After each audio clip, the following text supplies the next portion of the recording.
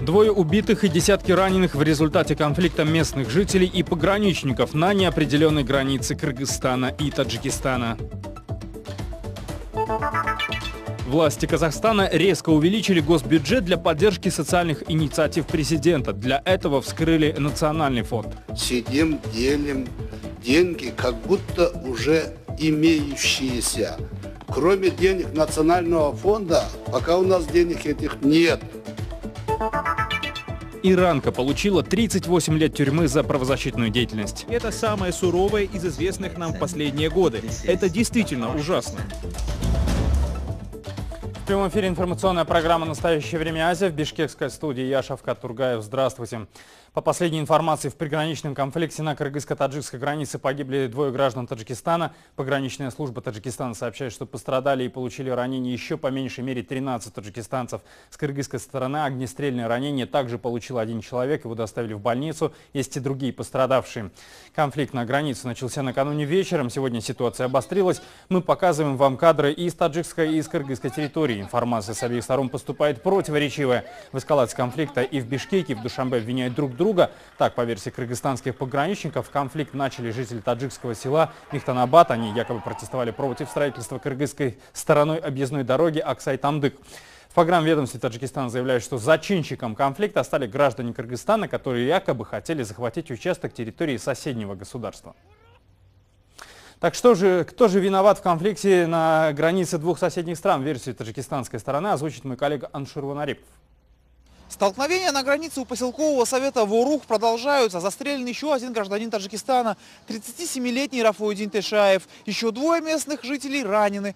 В каком они состоянии, пока не сообщается. Количество пострадавших с таджикской стороны превысило 20 человек. Большинство пострадали от камней.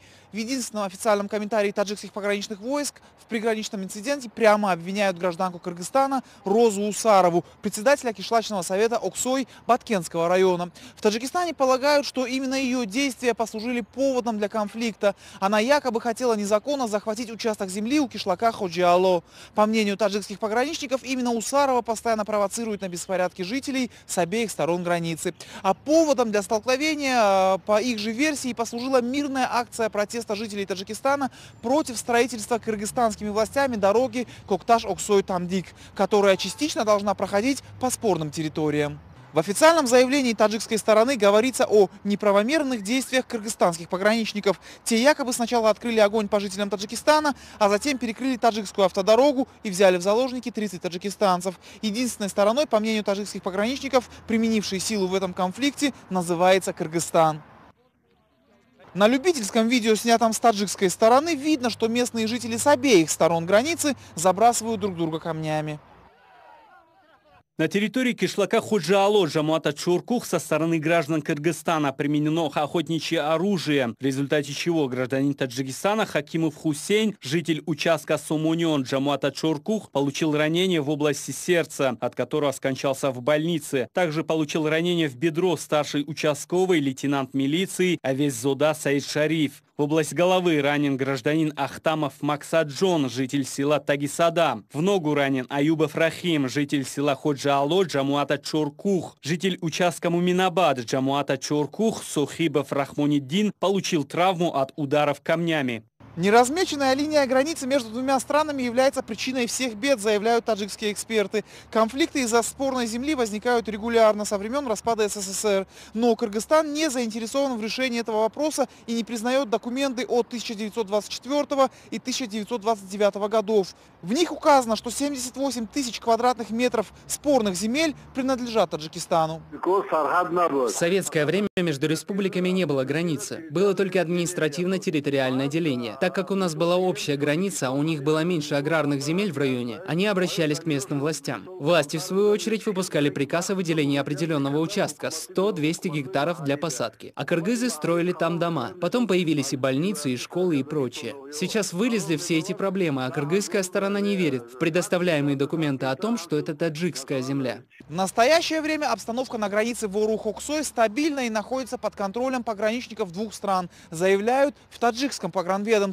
В данный момент продолжаются переговоры о возвращении жизни в мирное русло. Версия пограничной службы Кыргызстана обратная. Там заявили, что провокация была первоначально со стороны жителей Таджикистана. Дарья Тимофеева собрала все сообщения о конфликте с кыргызстанской стороны. Информацию о конфликте на кыргызско-таджикской границе сегодня заслушали в парламенте. Силовики отчитывались перед депутатами в закрытом режиме, без прессы. Ни одного официального сообщения до вечера не было ни на сайте правительства, ни на сайте пограничной службы. Пограничники давали комментарии по телефону и периодически присылали пресс-релизы. Реакция от президента последовала к концу рабочего дня. Известно, что в Баткенской области на месте происшествия находится вице-премьер-министр и глава пограничной службы Кыргызстана. Ведутся переговоры с таджикской стороной. Только после их завершения в правительстве готовы дать полный комментарий. По данным пограничной службы Кыргызстана, конфликт разгорелся накануне днем. Причиной стало строительство объездной трассы Аксай-Тамдык Баткенского района. Около 15:30 жители анклава Варух перекрыли дорогу, требуя не возобновлять строительные работы. Около 200 человек из приграничных сел Кыргызстана и Таджикистана собрались на границе и после словесной перепалки начали забрасывать друг друга камнями. Этническая составляющая этого конфликта – это самая опасная составляющая. Я думаю, что вот то, что сейчас молодые ребята из нашего и таджикского сел вышли вот такими большими группами, это говорит о том, что в той среде всегда присутствует возможность возбуждения этих людей. То есть они уже настроены на это, чтобы по первому сигналу выйти и начинать противостояние. Спустя 3 часа на место прибыли пограничники. Градус накала удалось снизить ненадолго. Вскоре население перекрыло проезд с обеих сторон границы. К 8 часам вечера ситуация обострилась. Как сообщало погранведомство Кыргызстана, граждане Таджикистана подожгли сарай жителя села Артабоз Баткенского района. Официальные органы заявляли об одном раненом кыргызстанце. К полуночи ситуацию, по сообщениям ГПС, удалось стабилизировать. Люди разошлись. Главы МИДа Кыргызстана и Таджикистана переговорили по телефону. Посол Кыргызстана в Таджикистане Джаныш Рустенбеков прокомментировал инцидент на границе. Мы должны построить эту дорогу, она находится на нашей территории. Мы не заходили на чужую территорию. Я думаю, что все будет нормально. На днях я встречусь с президентом Эмомали Рахмоном. На встрече будем обсуждать ситуацию. Сегодня утром сотрудники милиции перекрыли дорогу Ош-Исфана. На месте скопились несколько сотен автомобилей. Местные жители оставались все время по обе стороны границы. Около 4:30 ситуация вновь обострилась. Послышались выстрелы в воздух. Корреспондент кыргызской службы «Радио Свобода» с места событий сообщил, что таджикские военные открыли огонь по кыргызстанцам. В результате 1 человек ранен. Найти вариант, который бы удовлетворил все стороны в полной мере, невозможно. Значит, необходимо искать взаимные уступки. Надо рассчитать выгоду и ущербы, которые каждая сторона получит. Люди, которые должны принимать решения, они должны быть настроены на принятие этих решений, несмотря ни на какие те последствия, которые могут с этим возникнуть. Но это вот распространение разных слухов. Обычно это отдал, продал, и на этом он нажился. В половине 6 вечера пресс-служба президента сообщила, что состоялся телефонный разговор между Сооронбаем Джейнбековым и Эмомали Рахмоном. Приблизительно в это же время созвонились и премьер-министры двух стран. Стороны договорились провести совместное тщательное расследование конфликта и принять все необходимые меры, чтобы не допустить усиления напряжения на границе. Этому конфликту уже почти 100 лет. Акрам Абдукахор расскажет о его причинах, начиная с рассвета советской власти до дня сегодняшнего. Корни нынешнего конфликта уходят в 20-е годы прошлого века. Тогда советская власть в рамках политики национально-государственного размежевания Средней Азии решилась начертить границы в крайне сложном по национальному составу регионе – Ферганской долине. Еще тогда раздробление культурно-экономически цельного региона между новообразованными советскими республиками спровоцировало многочисленные протесты местного населения. Границы чертили с 1924 по конец 1929 года. Для этой цели в составе Среднеазиатского бюро Центрального комитета рабоче-крестьянской партии большевиков был создан специальный территориальный комитет. Этот орган при размежевании использовал статистику еще Российской империи и совсем неточные данные переписи 1917 года. Эти ошибки и заложили основу межэтнических конфликтов в Ферганской долине. Нынешние разногласия по поводу спорных участков на Баткенской и Сагдийской линии таджико-кыргызской границы усугубляют еще и карты разных лет. Как Душанбе, так и Бишкек для урегулирования пограничных споров в качестве аргументов выдвигают административные карты 30-х и 50-х годов 20 века. В первом случае таджикский Ворух территориально не отделен от основного Таджикистана, а уже на картах 56-го года Ворух выделен в анклав внутри Кыргызстана. Первый документально подтвержденный межэтнический конфликт из-за земли был зафиксирован еще в декабре 1974 года. Тогда на локальном уровне власти ввели чрезвычайное положение и впервые создали спецкомиссию для урегулирования земельного вопроса. Второй раз конфликт разразился летом 1989 года. Тогда и прозвучали первые выстрелы. Власти ввели комендантский час, а для урегулирования направили своего представителя из Москвы. В том же году к обсуждению локального конфликта приступили первые лица, тогда еще советских Кыргызской и Таджикской СССР. Баткенская встреча первых секретарей закончилась безрезультатно. Проблема спорных участков по наследству перешла к независимым республикам. Самый крупный конфликт за последние 20 лет произошел в январе 2014 года. Тогда из-за строительства кыргызской стороной объездной дороги Кокташ-Аксай произошла перестрелка между пограничниками Кыргызстана и Таджикистана. После инцидента стороны решили заморозить все строительные работы на спорных участках. С того момента на данном участке границы регулярно происходили различные конфликты местных жителей. К счастью, в основном они заканчивались быстро и без человеческих жертв. К другим темам. Вердикт для педагогов. В Казахстане суд вынес приговор воспитательнице-психологу из села Бадамшак Тюбинской области, которая избивала детей кулаком на уроке грамоты. Светлану Ибаеву приговорили к общественным работам за жесткое обращение с воспитанниками.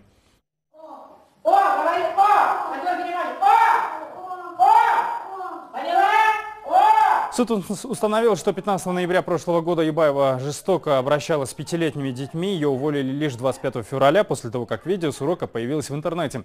На записи видно, как воспитатель кричит на детей, которые неправильно называют буквы, тащит одного за ухо и бьет кулаком по голове. Дело против женщины возбудили по заявлению отца пострадавшей девочки. Сотрудница детсада в свое оправдание говорила, что группа очень шумная, и она срывалась, чтобы установить дисциплину. Родители же говорили, что Ибаева совершенно запугала детей. Подсудимая полностью признала свою вину и раскаялась. Ей назначили 120 часов общественных работ с лишением права в течение 3 лет занимать педагогические должности и должности, связанные с работой с несовершеннолетними. В Астане депутаты парламента приняли в работу дополнительный бюджет на 2019-2021 годы. Уточнение вносится из-за необходимости усилить социальный пакет для малоимущих многодетных семей. Чтобы начать выплачивать повышенные пособия, предоставлять социальное жилье и льготную ипотеку уже с 1 июля, власти берут деньги из Национального фонда, что не может не вызывать беспокойства. Светлана Глушкова продолжит. Для осуществления реформ нужны деньги. 3-летний бюджет вернули в парламент с дополнениями. Добавили туда еще 1 триллион 200 миллиардов тенге. Согласно уточнениям, теперь расходы республиканского бюджета в этом году составят почти 12 триллионов. На социальные меры планируется направить почти 450 миллиардов тенге. Часть этих денег возьмут из Национального фонда. Это вынужденные расходы, это все направлено на социалку. Если вы сегодня обратили внимание, все деньги, которые мы сейчас дополнительно, те же 250 миллиардов, которые мы берем с Национального фонда, они полностью направлены на социальное обеспечение. Это и увеличение пособий, это и увеличение заработной платы. Однако некоторые депутаты парламента выразили беспокойство из-за перевода денег Национального фонда в бюджет страны. По словам депутата Куаныша Султанова, в республиканском бюджете на 2019-2021 годы указаны только поступления от продажи нефти и больше ничего. Так что непонятно, как именно будут решаться грандиозные социальные задачи. Мы сейчас сидим, делим деньги, как будто уже имеющиеся. Кроме денег Национального фонда, пока у нас денег этих нет. И в то же время никакого разговора у нас нет о новых рабочих местах, о новых предприятиях, о мелких предприятиях в аграрном комплексе, о котором говорил президент на съезде. По мнению депутата Гульжан Карагусова, переживать не стоит. Сумма существенно увеличена, однако делать нечего. Президент Назарбаев поставил задачу. С 1 апреля нуждающиеся семьи уже должны начать получать помощь. Мы волнуемся за тем, чтобы и в дальнейшем эти программы, мы не имеем права их свертывать, правда? Это же не годичная, не полугодичная программа. Они должны продолжаться и в будущем. Мы задали вопрос, а в будущем доходная часть бюджета сможет это обеспечить? Нам ответили, что за счет администрирования налогов они планируют значительный рост доходной части, которая позволит продолжать все эти программы. Экономист Петр Своек говорит, что корректировка трехлетнего бюджета вписывается в нормальные экономические стандарты. И нет в этом ничего ужасного. Но сам факт, что власть неожиданно запускает руку в нацфонд – это тревожная ситуация. То, что мы сейчас опять имеем перевод Национального фонда в расходный режим, это, казалось бы, с точки зрения арифметики не так страшно. В нацфонде больше 60 миллиардов долларов. Будут тратить примерно по 3 миллиарда дополнительно в год. Это не катастрофа. Деньги из нацфонда периодически изымают с 2015 года. В этот раз решено направить 250 миллиардов тенге на социальные программы, еще 370 миллиардов на создание фонда прямых инвестиций. Как уверяет Министерство финансов, переживать не стоит. Никаких дыр нет в бюджете, все сбалансировано. По долгу ситуация стабильная. В пределах лимит наш составляет нагрузки 15%, мы сейчас в пределах 12% двигаемся. На съезде правящей партии в конце февраля президент страны Нурсултан Назарбаев заявил, что с 1 июля будут увеличены пособия, выплаты в рамках адресной социальной помощи. Также власть увеличит количество социальных квартир и разработают ипотеку для малоимущих. Всему этому предшествовали протесты многодетных матерей в ряде регионов Казахстана. Светлана Глушкова, Ганизат Оспанов. Настоящее время. Азия. Казахстан. Астана. Смотрите далее в нашей программе. Иранка получила 38 лет тюрьмы за правозащитную деятельность. Это самое суровое из известных нам в последние годы. Это действительно ужасно. В Facebook опубликовано очередное видео от имени гражданского активиста Серикжана Бияша. Видео начинается с заявления о том, что с ним все в порядке, никто на него давления не оказывает. Напомню, Серикжан Бияш взят под стражу в ночь с 10 на 11 марта и помещен под домашний арест в Астане. Его обвиняют в разжигании межнациональной розни. Шолпана Разбекова рассказывает. Страсти вокруг ареста гражданского активиста Серикжана Бияша не утихают. Накануне в Фейсбуке распространили видео, в котором Бияш призывает казахстанцев не выходить на митинги опального политика Мухтара Аблязова. Там же самого Аблязова Бияш называет провокатором. Со мной все в порядке. Никто не оказывает на меня давления. Никто не мучает. Я хочу сказать, что 22 марта Аблязов призывает араманов выйти на митинг. Соотечественники, вернувшиеся из Китая, не поддавайтесь на провокации, не выходите на митинг. Аблязов, а ты провокатор. Свои проблемы я буду решать сам. Правда, позже его адвокат Айман Умарова уже на своей странице в Фейсбуке опубликует сообщение о том, что спецслужбы не дают встретиться с ее подзащитным и препятствуют адвокатской деятельности. И вообще, теперь интересы Серикжана Бияша будет представлять почему-то государственный защитник. Отмечу, что ни подтвердить, ни опровергнуть эту информацию в Министерстве внутренних дел не удалось. Комментарий я не могу предоставить в интересах следствия. Понимаете, у нас 201 статья, поэтому я никакие комментарии по этому поводу не могу дать. Со слов следователя, что ничего не отстранял, ничего этого не было, как есть, так я и адвокатом являюсь. На самом деле, само пребывание его расследования в Астане, оно незаконно, поскольку если считать, что вся эта ситуация, то есть все события произошло якобы в Алмате, якобы, да, в любом случае следствие должно было быть в Алмате. Они его выкрыли, отправили туда. Теперь, естественно, они не хотят, чтобы общество знало об этой проблеме. А я, наверное, единственный человек, который может обществу говорить об этой проблеме. Сегодня ночью в мессенджерах и социальных сетях была распространена аудиозапись с голосом, похожим на Бияша. В нем он заявляет, что предыдущие несколько видео были сняты под давлением в неком доме в Астане, где он сейчас находится под домашним арестом. В этой же записи утверждается, что представители правоохранительных органов заставили Бияша поставить подпись на чистом листе.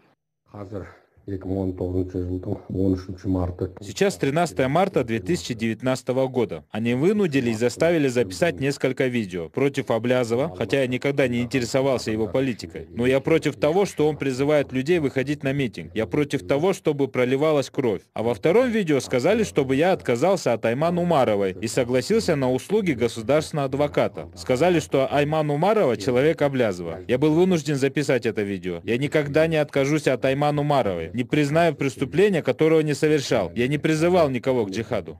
Заместитель министра внутренних дел Рашид Жакипов на вопрос, действительно ли на активиста Бияша оказывается давление, ответил неоднозначно. Мол, знаем, разберемся, сообщим. Если информация об оказании давления подтвердится, будут приняты меры и будут привлечены виновные. Но эта информация стала известна только сегодня. Я не знаю, но ее надо исследовать. Между тем, сторонники Серикжана Бияша намерены добиться его освобождения и прекращения уголовного преследования. Они уже написали несколько писем в международные организации. А вот кто же будет защищать Серикжана Бияша в качестве адвоката, станет известно лишь 19 марта. Государства Центральной Азии в числе стран с наиболее загрязненным воздухом во всем мире. Такой рейтинг опубликовала международная организация Air Visual. Согласно этой статистике, Узбекистан занял 16 место в рейтинге, а Казахстан расположился на 20-й строчке. Примечательно, что ни Кыргызстан, ни Таджикистан, ни Туркменистан в этой статистике не указаны. Видимо, в этих странах, по мнению составителей рейтинга, все в порядке. Страной с самым грязным воздухом, по мнению исследователя Air Visual, является Бангладеш, на втором месте Пакистан, третье место у Индии. Что касается городов с самым грязным воздухом, то тут ситуация не лучше. Ташкент расположился на 23-м месте в мировом рейтинге, Астана на 30-й строчке. Ни Бишкека, ни Душанбе, ни Ашхабада в рейтинге также нет. Ежегодно от загрязнения воздуха умирает предположительно больше людей, чем от курения табака, свидетельствует результаты исследования, опубликованного в журнале European Heart Journal. В Иране правозащитницу и адвоката Насрин Сатуде приговорили к 33 годам тюрьмы и 148 ударам плетью. Женщина боролась за права женщин в стране и выступала против смертной казни. В 2012-м за выдающийся вклад в борьбу за права человека ей вручили премию Сахарова. Подробнее об этом и о том, за что еще можно сесть в тюрьму в Иране, расскажет Сайхан Цинцаев. Сатуде осудили за сговор против системы и оскорбление верховного лидера Ирана. В Amnesty International заявили, в общей сложности по всем обвинениям она получила 38 лет и 148 ударов плетью. Это подтверждает ее муж. Amnesty International назвала приговор вопиющей несправедливостью. Мы документировали целый ряд дел правозащитников, которые были приговорены к тюремному заключению в последние годы. И это самое суровое из известных нам в последние годы. Это действительно ужасно. Насрин Сатуде арестовали в июне 2018 года. Тогда она защищала женщин, которые сняли платки в знак протеста против обязательного ношения хиджаба. Ее приговорили к 5 годам тюрьмы за шпионаж. А до этого она отсидела 3 года за антигосударственную пропаганду. Сама правозащитница вину не признает. В 2018 году, по нашим подсчетам, более 110 правозащитниц были приговорены к тюремному заключению или находятся в заключении. Суровость приговора возросла еще до того, как вынесли приговор против Насрин Сатуде. Специальный докладчик ООН по правам человека в Иране Джавид Рахман заявил, что был шокирован, услышав о новом приговоре против Сатуде. Он также осудил недавнее назначение главой судебной системы богослова Ибрахима Раиси. Правозащитники считают его причастным к массовым казням тысяч политзаключенных в стране в 80-е. Любой, кто, как утверждается, совершил серьезное нарушение прав человека, должен быть привлечен к ответственности государством. По принципам права они не должны занимать такую должность, как глава судебной власти. Это вопрос взаимодействия с государством, и государство должно взять на себя ответственность за такое назначение. Помимо правозащитной деятельности в Иране можно сесть в тюрьму также за исповедание запрещенной правительством религии, критику властей за участие в акции протеста и защиту окружающей среды. Сайхан Цинцаев. Настоящее время. Это были все новости, о которых мы хотели вам рассказать. Смотрите нас завтра. Всего доброго. До встречи в эфире.